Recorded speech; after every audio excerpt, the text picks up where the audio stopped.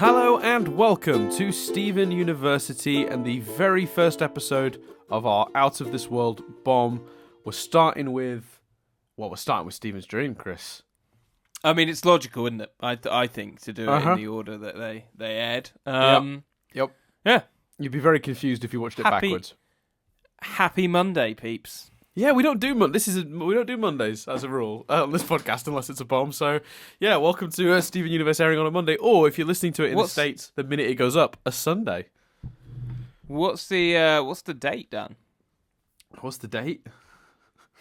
Yeah, I don't know. We're recording this quite far in the past. We're still in April, but you guys. No, I want to know how ahead we are. Given that we're about to do a bomb, I want to know how ahead we are. So I'm hoping the date is in the future. Yeah. No, I'll get you the date. I've got it. It's here in my thing. I just wasn't ready to pull it up so quickly. So it's loading now. Here it is. So the first episode of this bomb should be going out 14th of May. 14th of May. Happy May, guys. Happy 14th of May. We've managed to get ourselves about a month ahead. We're the 8th of April right now. Yeah. So we've gotten ourselves about a month ahead at this point. Although the bomb will race through that, unfortunately. But yeah, well, because we're gonna record 5 episodes and we'll only be on the 18th of May. Do you know what I mean? Like 19th maybe. 14th, 15th, 16th, 17th, and 18th. Yeah, no, we'll be on the 18th of May for the last one. So yeah, we're gonna do 5 episodes and make very little progress. But that's fine. But yeah, this episode was called.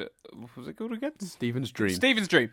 So it starts with Stephen, who's having a bad dream. He's fell asleep during a movie in the van with Greg. He's had a bad dream. He starts asking about Pink Diamond. Greg says that he doesn't really know. They didn't really talk about that. They talked about important things, like sand between the toe and whether disco was going to come back. It didn't. So Stephen goes in, has another bad dream, but the next day Connie shows him the book, the journal, and shows him the place where the dream is taking place, in her opinion. So Stephen naturally gets all excited about this, goes to talk to the gems, and basically Amethyst doesn't know what's going on, but Pearl and Garnet are very evasive. Garnet in particular shuts it down and says that they can't go there. Stephen gets angry, they have a fight. Amethyst wants to eat popcorn and watch it. That's quite amusing. Connie's quite taken aback by it. And Stephen basically gets mad because they're not answering his questions. He's only been asking questions for about a season, but never mind. No, I'm joking. They've definitely not been answering them, though. That's the important point. Yeah. He's only just started asking, but the point is they're not answering. Mm-hmm. So Stephen gets mad, and him and Greg decide to fly to Korea with Andy in a little cameo from Andy. They get to Korea.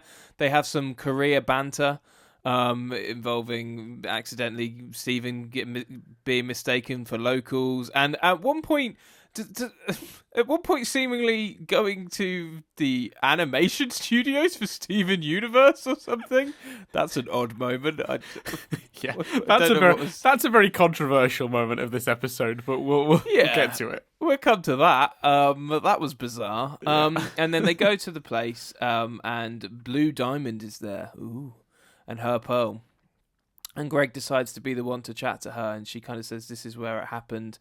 The planet is about to be destroyed by some geo thing. Greg's like, huh? And they kidnap Greg. Garnet then appears and says she's sorry she couldn't be there because Blue Diamond would have seen her. She had to stay away. Stephen says, what are we going to do? And she says, we're going to go to space and we're going to get your dad. And what a start to the bomb. What an exciting episode. Yeah. Mm-hmm. Well, here's my big thing that I'm wondering. Mm-hmm. Is the Geo event that's going to destroy the planet, is that the event they've already stopped, or are they redoing the Earth's going to be destroyed plot? I'll tell you my assumption at this stage, because I don't want to go into anything from the future, but my assumption was it's the event that's already been stopped, but of course the Diamonds don't know that's been stopped yet. Right, cool. Yeah, that was my thought. Like, I was like, well, I hope they're not doing another countdown to the Earth being destroyed plot. Yeah, you've got to assume that the cluster that they sent Paradox sort of to weirdly check on, as far as the Diamonds are concerned, that's still down there and that's still, chugging away, waiting to sort of emerge from the Earth. So as far as they're aware, that's all still going to plan.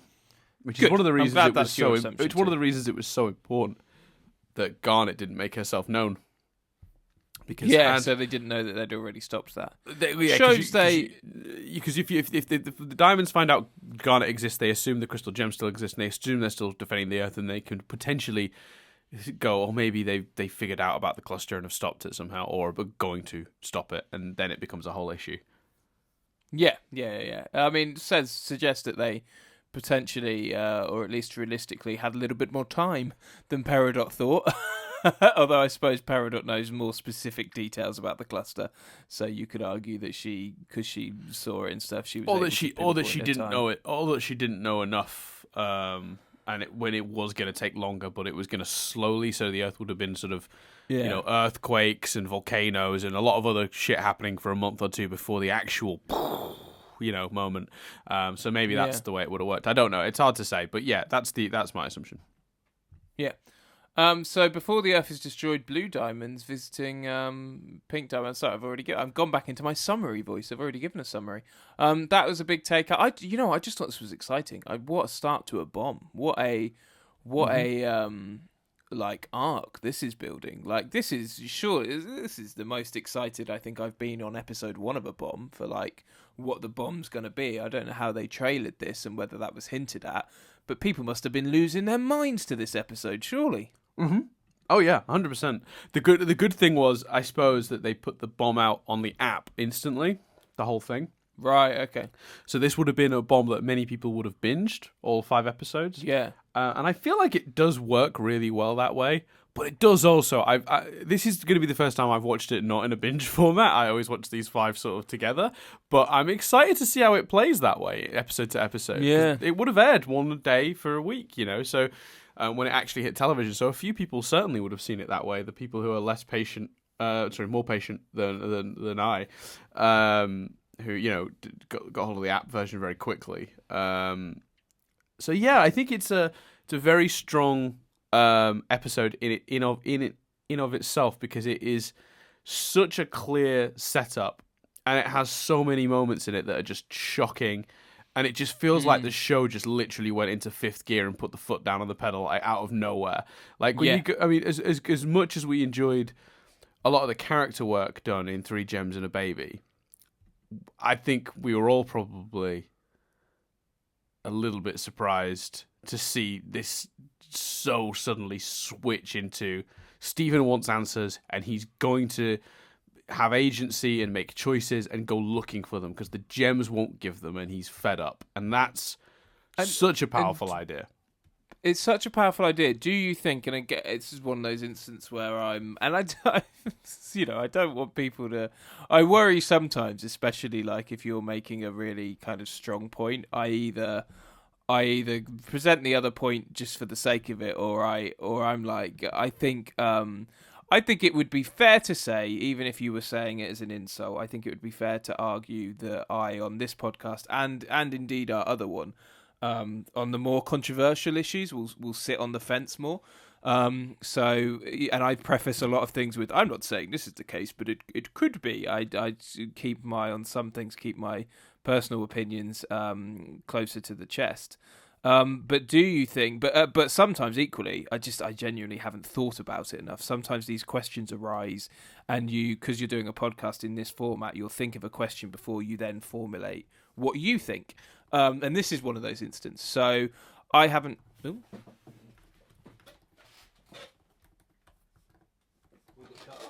Yeah, I'm afraid we got cut off, Chris.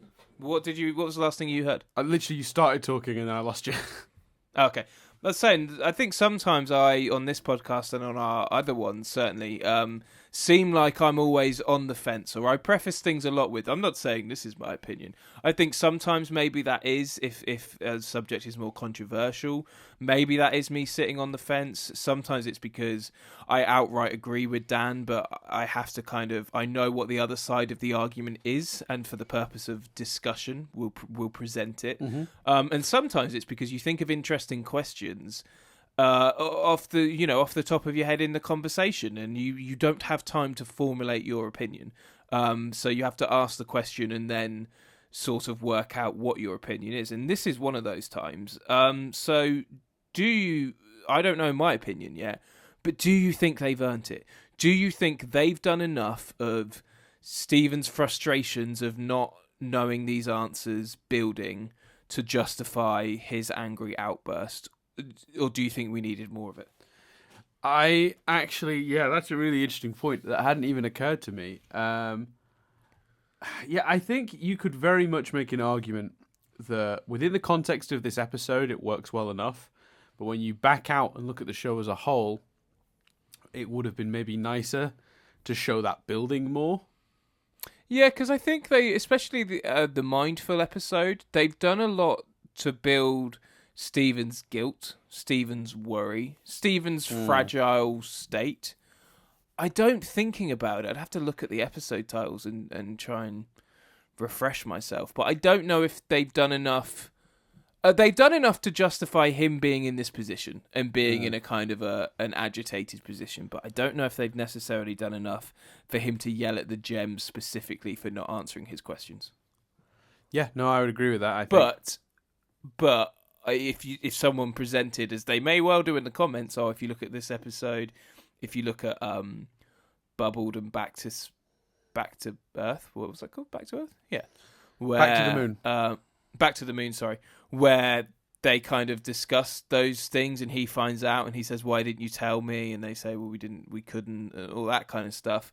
Maybe you could build an argument for it, but thinking now on the spot, I think they've done more to show his fragile nature than they have his anger at this particular issue. But at the same time, I suppose the counterpoint, because I have sometimes I'm in the same situation where you make a point and I have to sort of, even if I don't agree with it, lay out the other side of the argument. I think that happens a lot both ways, to be honest with you, in our podcasts, because we try to keep it as balanced as possible and not.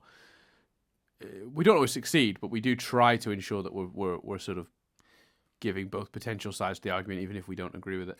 Yeah, that's fair. I think it's because last week we obviously had the three gems brought up some specific stuff where I know for sure I was doing it, absolutely. Yeah, you're right. Thinking about it, it's that is probably more of a mutual thing than I'm giving 100%. Yeah, I know, because I just think that there have been many occasions where I feel like I had to say the sentence. Now I don't necessarily agree with this, but devil's advocate X, Y, and Z.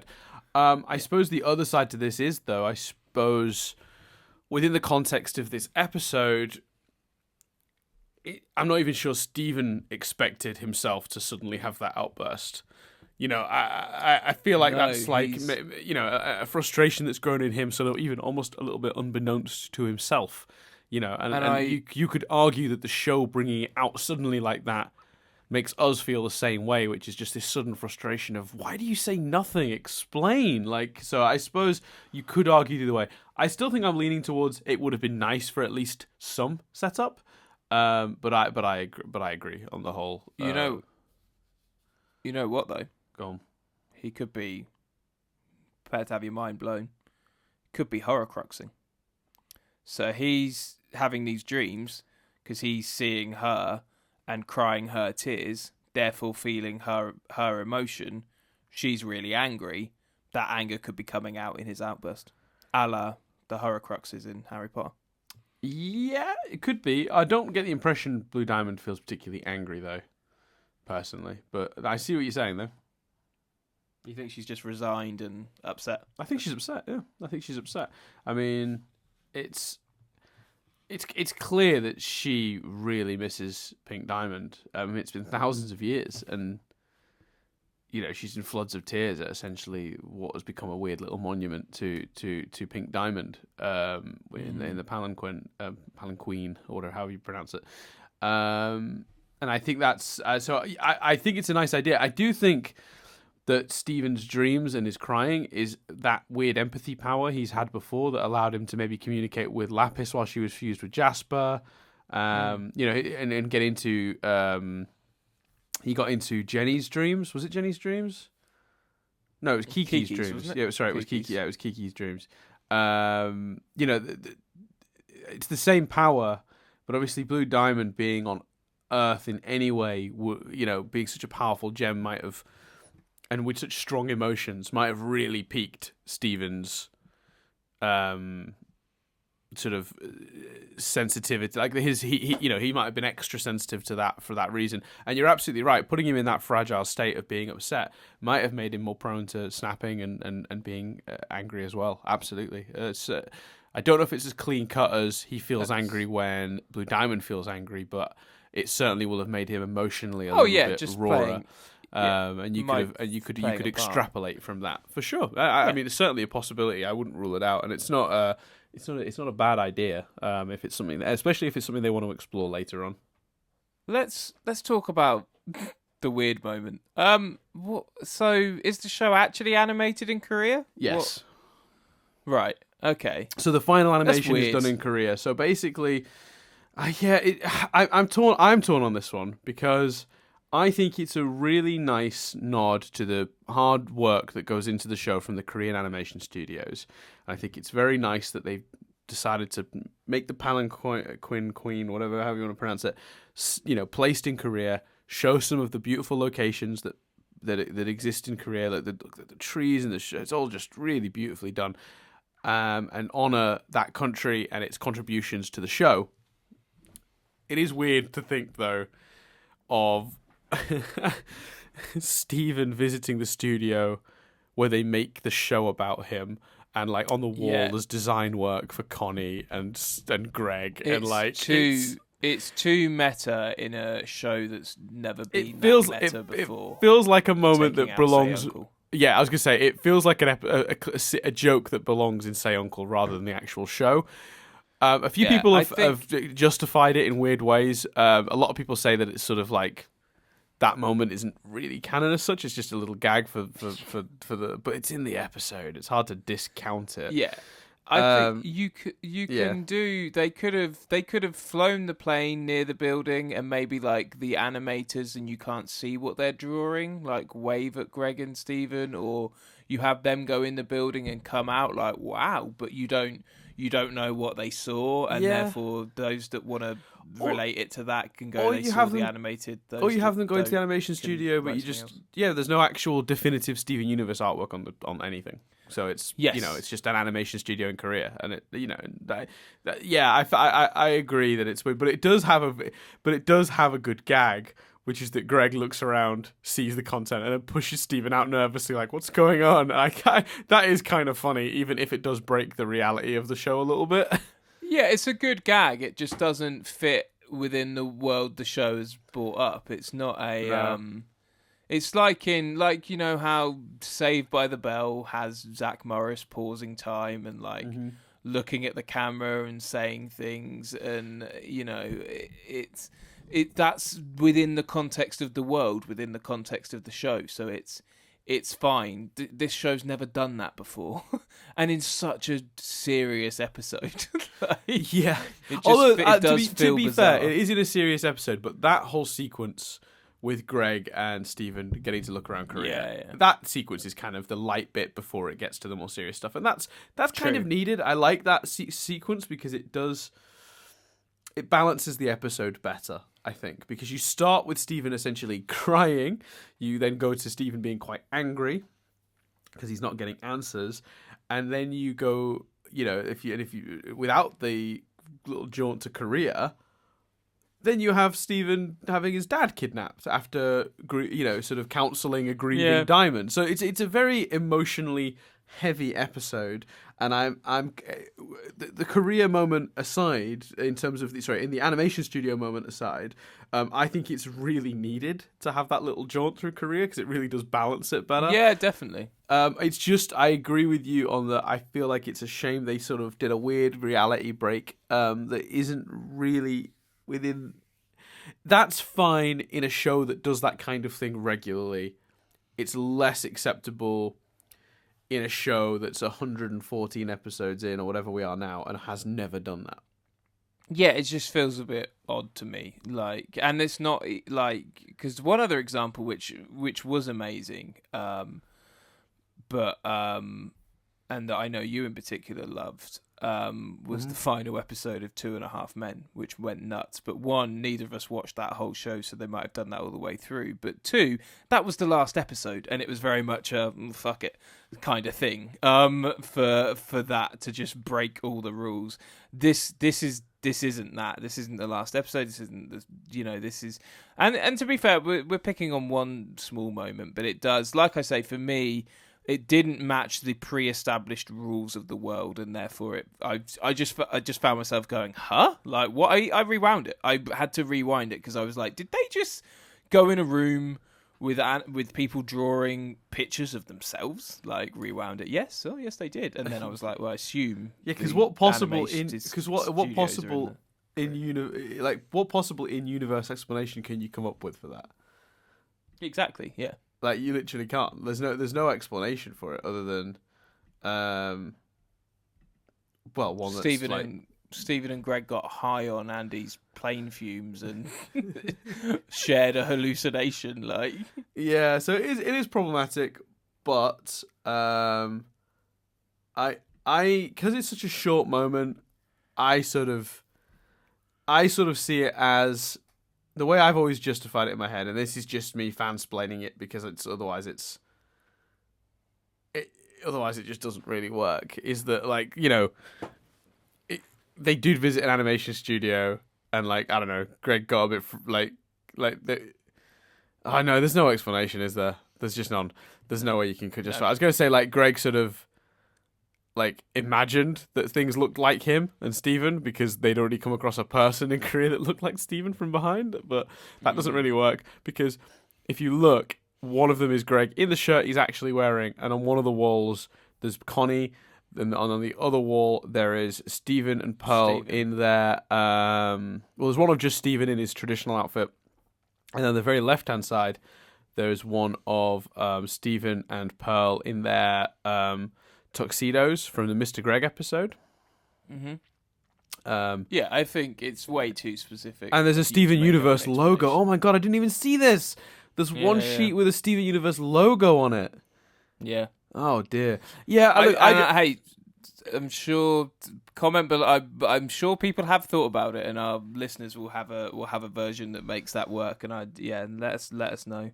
Yeah. You know what I thought was going to happen at the end, and I'm glad it didn't because I think what they did was better long term. But for me, the tension of Greg talking to Blue Diamond and talking about the person I thought about this. Yes. I was like, oh, he's gonna name her. Like you get that. I got the feeling Greg was about to be kidnapped because that's the most exciting thing to do in that moment. And I'm like, oh my god, he's gonna be like, her name Rose or Rose Quartz. Like he's going to name her, and she's gonna get really angry and snatch him up. Like I said, I think what they did because then you'd go, well, wouldn't she just kill him or something? I guess maybe maybe they do that moment later. But this show is really clever when it comes to finding ways round forcing the action. So when I say forcing the action, put it this way: they've set up, and this is me sort of using another example to sort of highlight what they've done here cleverly. If you go back and let's say Yellow Diamond finds out that the crystal gems are still on Earth and Peridot doesn't cover for them. Remember the time Peridot covered for the crystal gems? Mm-hmm. If the diamonds find out the crystal gems exist, then you're forcing the action. The diamonds have to do something, come down with forces, hit Earth, and then the show's in its end game prematurely, because presumably the end game is some sort of resolution to this diamond situation. And if the diamonds find it, you're sort of forcing some sort of war very early. The same thing is happening here, that they found a really clever way, because if Greg says the Rose thing, then you're sort of forcing a plot line that really is best left till later on, because the stakes are if Blue knows she's got Rose's, essentially partner, husband, however you want to describe their relationship, then you follow that line through, you kidnap him for that reason, then you've got or kill him for that reason. Then you're forcing an end game scenario where it's leading to Steven and then the rest of the gems, and then do you know what I mean? So the show has always found very clever ways to have its cake and eat it too, in that sense, because you still get the most interesting plot, which is, as you described, is her taking Greg, but the reason for it is much more innocent, and much more much more sensible and much more logical. And much more intriguing, because is she going to kidnap him and just keep him as a pet? Is she going to try and get to know him? Like, you can still do the him naming Rose thing. Like, you have it in 3 episodes time, and she's going, "What? Tell me more about this person you lost." Like, Yeah, and the tension of that still being in the air and not said yet is exciting. Also, any theories as to what she's going to do with Greg, or where it goes from here? No, I assume. Like, it doesn't. She's not kidnapped him in a malicious way, but so I have no idea. I assume she's just going to try and befriend him in her spaceship. I truly don't know, and that's what excites me. I don't know how the gems got a hidden spaceship. Is Peridot going to have to build them one? I don't know, where it goes from here. Well, I mean, not to spoil, but they have a ship. We know they have a ship.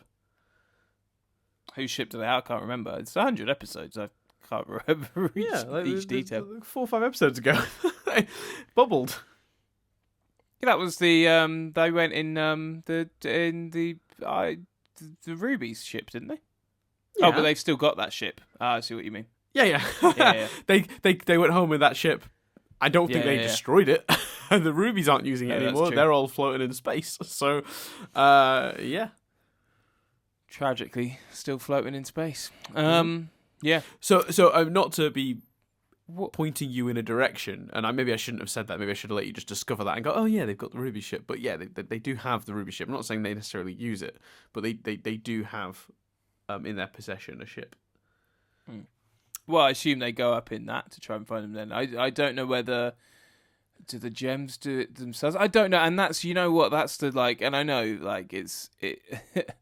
I know that part of the fun is me theorizing, but what I love about this episode is I'll go back to that word again that I used at the beginning, exciting. And I think what's exciting for me is the reason I'm excited rather is because I'm I don't know what they're gonna do or care what they're gonna do, because if it keeps up this momentum, it's gonna be brilliant. And so I'm just excited to see, which is a crappy answer for anyone who's intrigued to hear my thoughts on where I think it might go. But I mean, out of this world, presumably, is my big theory. They're going to find a way to chase Blue Diamond into space and get back Greg. But yeah, I'm very excited. So, what were your thoughts on this episode on airing? I'll be honest with you, excitement. Yes, like with you, but for me, I watched the one immediately after. So you don't get time to stop and appreciate how good of a setup this is when you watch it that way, which is kind of why I'm glad we've done this in an episode to episode format, because I think it's really nice to look at these individually. And I on the second viewing, I 100% agree with your assertion that it's just an extraordinarily good setup with so many possibilities, and the excitement that this would have this sort of inspires is strong, and maybe they shouldn't have put it all out on the app. Maybe that is the superior way to experience this episode, not immediately having access to the one after. But yeah, I think it's an incredible setup to a bomb, and a risky setup to a bomb, because such a bold start. You go, they have to have something good next, right? Because if they don't, then to not live up to the promise of how exciting, first of all, getting a proper glimpse of Blue Diamond, because a lot of people point out to us, we talked in the past as if we've never seen Blue Diamond before, and technically we have. Blue Diamond showed up in The Answer, but it was in that sort of weird half silhouette sort of view that you get whenever the show does gem flashbacks, and while it was Blue Diamond uttering words and she was in her palanquin, whatever, it was all sort of set up that way, and it was very much Blue Diamond. Not quite the same as seeing her this close up and personal, getting a good look at her face and how she talks and moves and acts in sort of non-flashback form. The only way to meander is to is to side. You can't meander with any of the main characters. We're not going to, I have full faith that we're not going to get a Stephen Connie episode in the middle of this, because Stephen and Connie, like, because then Stephen's worried about his dad. Stephen and the Crystal Gems focus will be getting Greg back. So I think the only way you meander is if you side, if you suddenly tell a town story with Lars and Sadie, or a town stories with if Peridot and the Cute Blue One don't go, and you suddenly tell a story with them. So that they might do, and I think that would be troublesome for the bomb. Potentially, depending what they do. But that's the only way I can see this meandering like previous bombs. And I think that would break the momentum. And I think, to your point about is this best viewed like that? I think so. Like, yeah, maybe. I'm starting to feel that way. Imagine watching this and then like rushing to Reddit, or the forums, or the Facebook groups, the Twitter, whatever these Steven Universe fans are using to chat, and just Discord, Tumblr, and Reddit seem to be the main three I've discovered. Okay, cool. So Discord, did you say? Discord, yeah. I don't even know what that is. Yeah, we've actually got a nothing but static one, but we don't use it. Oh shit, the bed.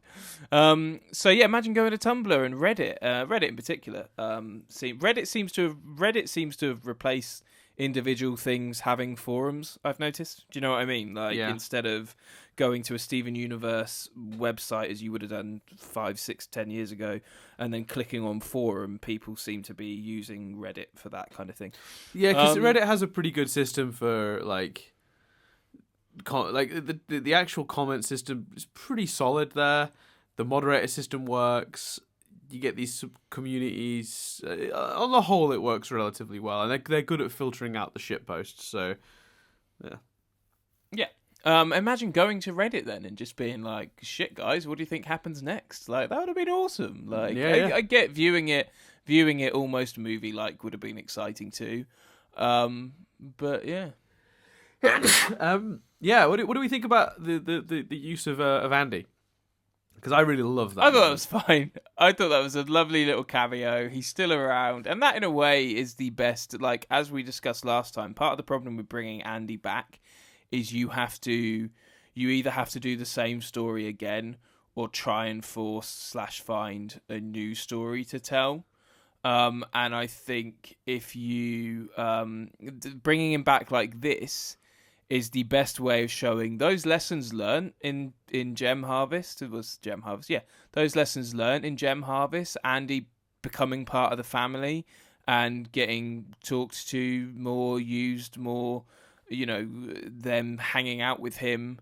That's clearly happening in the background, because, Greg was able to just be like, can you fly us to Korea? And Andy's like, sure. So I think that's actually arguably the best use of him, because you don't have to retread old ground. You don't have to deliberately force a new story. Just the occasional reminder that he's in their lives now. Yeah, in the same way that the other town people are used. Yeah. Oh yeah. Yeah, I'm on board with that too. Blue Diamond ship, big old blue hand. Obviously, last time we saw a ship from a homeworld, it was a big old green hand. This one has an arm though. I think the last one was just a hand. And this one's a hand and an arm. I reckon that implies that the Diamond's ships are hands. Yeah? Oh, yeah. You wanted me to theorise? There's a theory for you, Dan. Drop the mic. Well, yeah, I wasn't looking for a theory there, but yeah, sure. There's been some talk from fans about the ships all coming together to form some sort of giant Voltron type robot. I don't think that's what it is. I think it's just an interesting design choice, personally, but it equally wouldn't surprise me. Yeah, we'd need to see like a pink leg, I assume, or the other colours. Yeah, I'd agree. Yeah, makes sense. But you know me, big fan of Power Rangers. I'll take a Gem Megazord any day. Yeah, I like that I went to Voltron and you went to Megazord. Yeah, there you go. Anyway, so little time for some triv? Yeah, always, mate. What's the triv? So the movie in which Stephen and Greg are watching at the beginning of the episode actually foreshadows the whole episode. It depicts a blue alien with a spaceship that bears 3 diamond symbols abducting a cow, which is a very clear, a very clear sort of facsimile for the content of the episode itself. Greg being kidnapped by Blue Diamond in her ship. Mm-hmm. Makes That's sense. pretty neat. Yeah. So obviously it seems like Pink Diamond was shattered near the Korean Peninsula during the rebellion, and she was near her palanquin at the time. Blue Diamond is shown to grieve about this several millennia later. And again, I don't know if that's trivia. This was the first episode to air in... God. Sometimes the trivia is just like, What in case you didn't get it, this is what was going on. Yeah, I've noticed that. I should start skipping those ones, really. Make the episodes go faster. This was the first episode technically to air in 2017. That's nuts that we're on episodes that aired last year. Yeah, considering how close we are, because it just demonstrates how few episodes they've released since the Stephen Nuke in 2016. But anyway. Yeah, I saw when I was double checking the episode I was about to watch. Not today, but at some point I was double checking the episode I was about to watch was right. And so something about Googling like list of Steven Universe episodes, one of the suggested videos was list of every hiatus from 2009 to 2017 or something like that. I just love the idea that someone had got so fed up with the hiatuses that they made a video specifically highlighting how many there were. It's really frustrating. It's... Just give us a consistent schedule, Cartoon Network. Yeah. I don't mind if I have to wait a while if you then give me a bunch of episodes. But make me wait a while, show me 2, and then go away. That's nuts. What are you doing? I know. What are you doing, but Cartoon Network? We've done that to death, and we will do it more. We will do it more when we fully catch up, because I'll be experiencing the pain. So, yeah, it's true. Okay, so Blue Diamond's ship has a resemblance to the gem warship used by Peridot, Lapis, and Jasper in The Return. We already talked about that. Their ship took the shape of a giant hand, but Blue Diamond's is shaped like an entire arm. So there you go. Yeah, that is trivia, but I already covered it, so I shouldn't have read it. Oh, excuse me. Well, that was a weird burp in the middle of a sentence. But I shouldn't have read it out. So there you go. Obviously, Buddy Budwick's journal of drawings depicting Pink Diamond's abandoned palanquin was actually obviously in Buddy's book. Was that episode called? Yeah. We actually, that image was in it, and they stopped on it. And we're like, ooh, at the time. So I think it's really cool that that's come back, because obviously it's the same book, but like it's nice that artwork showed up early. Yeah. And it's also, and it kind of justifies Connie remembering it so specifically as well. Yeah, exactly. And it's cool as well that Blue Diamond has the same thing, but hers is obviously fully functional. It hasn't been like abandoned. So it's neat that Steven finds that one first, and it's like, wait a minute, this is fine. Although in my head I went, yeah, the broken one's somewhere around. Did you? Was that the moment? Was that the moment you went, oh shit, Blue Diamond's here? Yeah, definitely. That's the moment I was like, that's clearly not. That's also not pink, Steven. So it's clearly not what you're after. I had the exact same thing. So there's a bunch of stuff to do with Korea in this episode that's in that sequence. I'm gonna be honest with you here that a lot of this stuff I am never gonna be able to pronounce correctly. So I'm gonna do my best, and apologies to anyone who potentially could be offended by my horrendous butchering of the names of some of these places and things, but I'll try and get through it as best I can.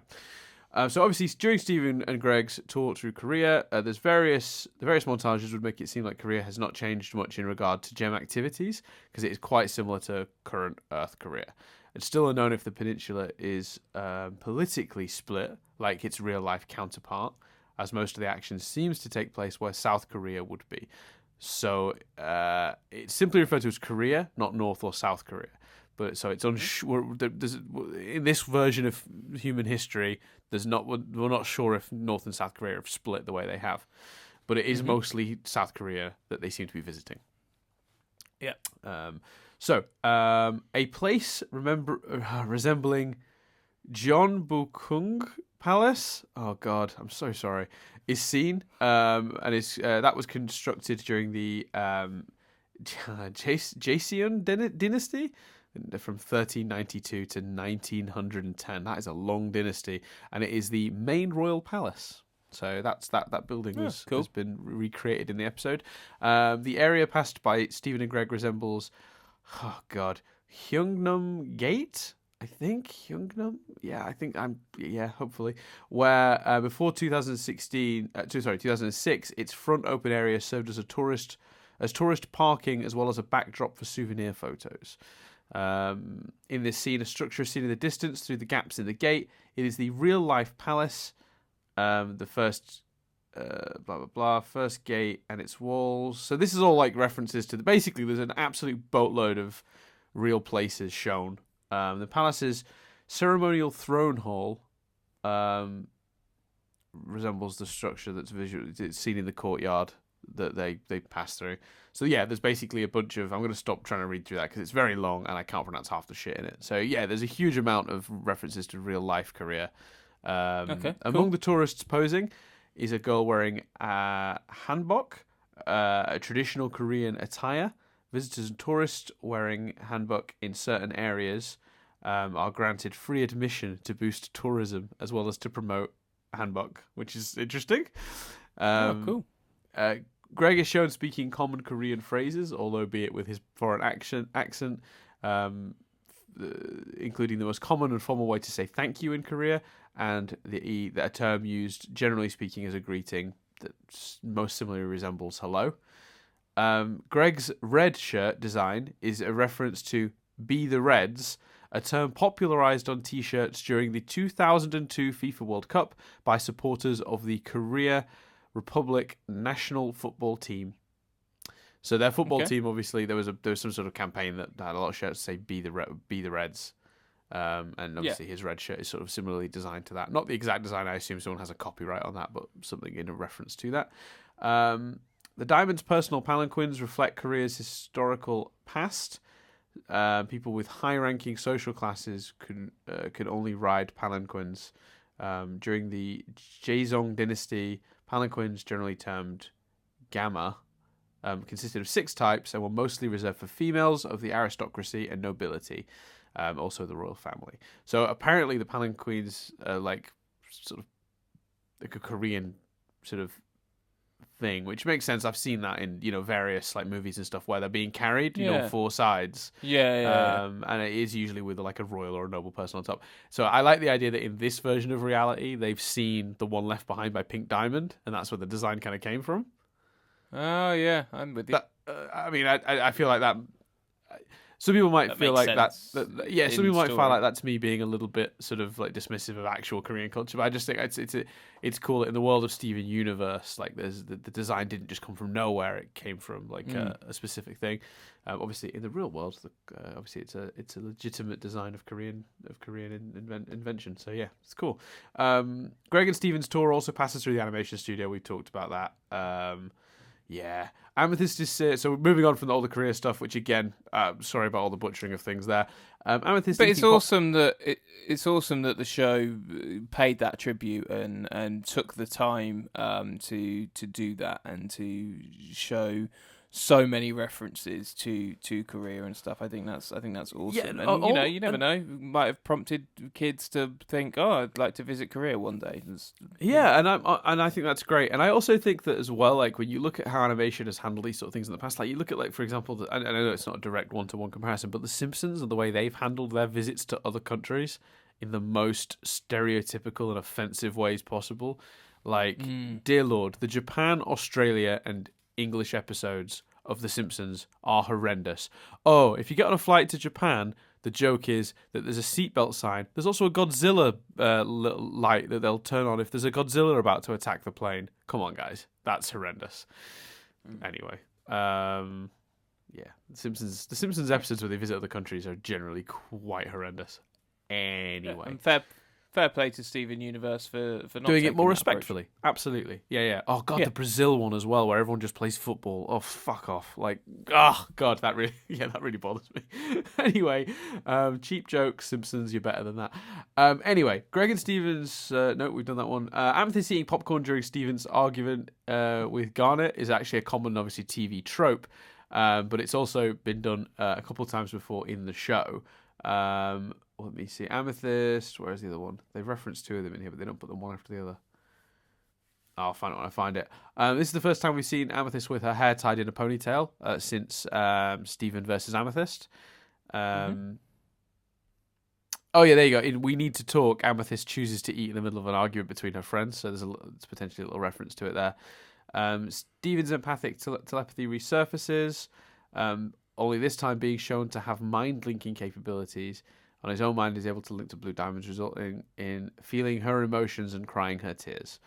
Blue Diamond, oh, there you go. Blue Diamond mentions the cluster is close to emerging, showing that Homeworld gems do not know of its bubbling in Gem Drill. So there you go. Right, cool. Awesome. The sign on the fence is similar to the one in the fence of the front of the Crystal Temple in Story for Stephen. So, they've got a sign on the front that's like, don't climb or whatever, or, it's the same, basically. Greg saying that he's unable to hop a fence like he used to is obviously also a reference to Story for Stephen. I thought it was nice. Nice touch. Yeah, when Blue Diamond grabs Greg, the same tune from Lapis Lazuli's warning video in The Message plays. That's pretty cool. Okay.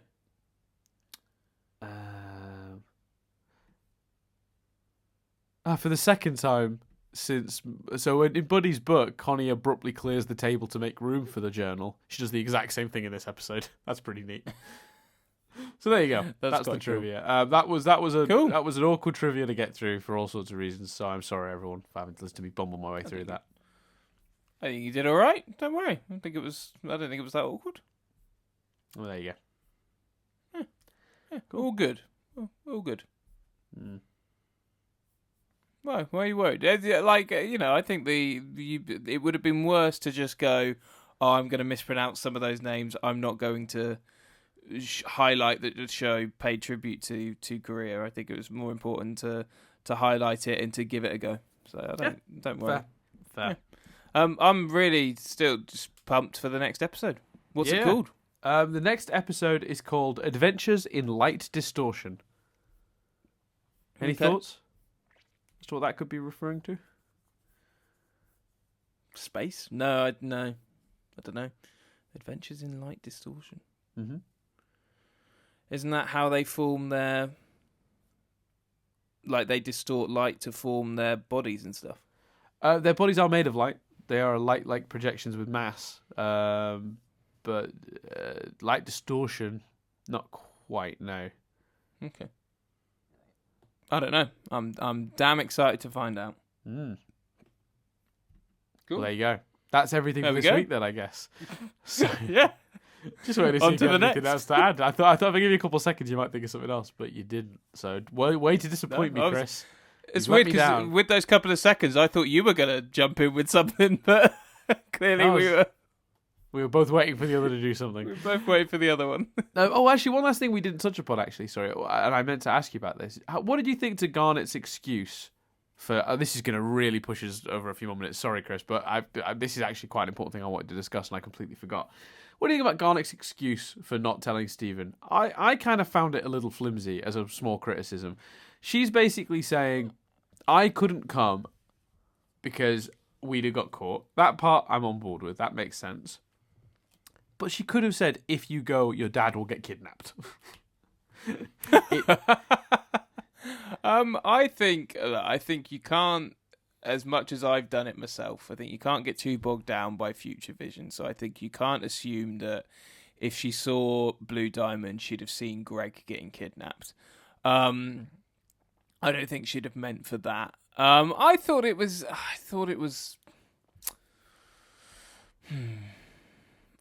fine. I mean, it was a cool moment to end on, Garnet being the one to be like, we're going to get him back, we're going to go into space. You could have just had Stephen, I suppose he would have had to have rushed and found his uncle or a warp pad or something. So, you know what, for the story, it was the cleanest way to do it, to have Garnet appear at the end.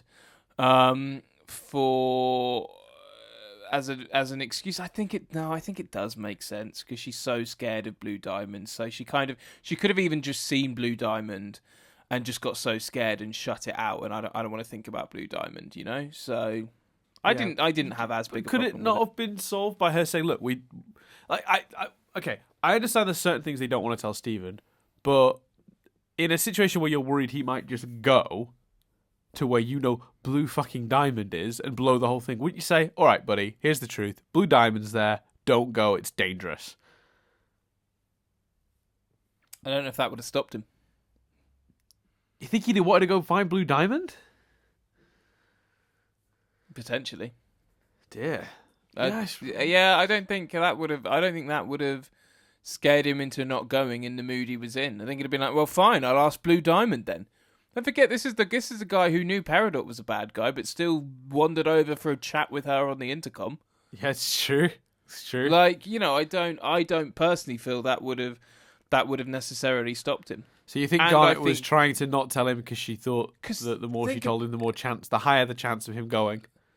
Think about that moment though as well. They literally have Garnet go, I'm scared, and show more vulnerability than she's ever shown before, with the exception of when it's stuff about Ruby and Sapphire and they're apart and stuff. Yeah. So she's like, I'm scared. So her state, her thinking, her thought process is not, is not together in the way it usually is. Yeah, that's fair. Yeah. That was my take on it. Yeah. I mean, it wasn't something that I felt very strongly, but there was a part of me that went, there was probably a better way around it. They could have avoided. With the information she claims she had, she says, I saw you come here. I saw Blue Diamond on Earth. I saw her see me and find all of us, and I couldn't be here with you. So we know that to a certain extent, Garnet knew that Blue Diamond was there, and I feel like there's certain things she could have said that would have had a better chance of convincing Steven not to go, and I feel like that she either the show wants us to think she was kind of bad at that, or I suppose it's more convenient to the story that she doesn't. But I think your particular issue is more resolved if you have her say, I saw her here. I also saw her capture us. I saw her find us all. I saw everything fall apart, but I didn't see her capture your dad. Let's go get him back. I think that resolves your problem more than that's a better fix, because one of the crux of your problems is, did she, or at least what I said a few minutes ago is that, did she know Greg was going to get captured? True. Yeah, I suspect probably not. So if you have her clarified, you're right. Didn't, then yeah, absolutely. Yeah, that's fair. Yeah, okay. That was something I made a mental note to bring up, and absolutely, no need to apologise. Yeah. So anyway, we were wrapping up. Now we're actually wrapping up. That's everything for this week. I've been Dan Doolan. I've been Chris Billingham, and we'll speak to you next time as we discuss. Sorry, just let me try that one more time. Tomorrow, and we'll talk to you tomorrow as we discuss Adventures in Light Distortion.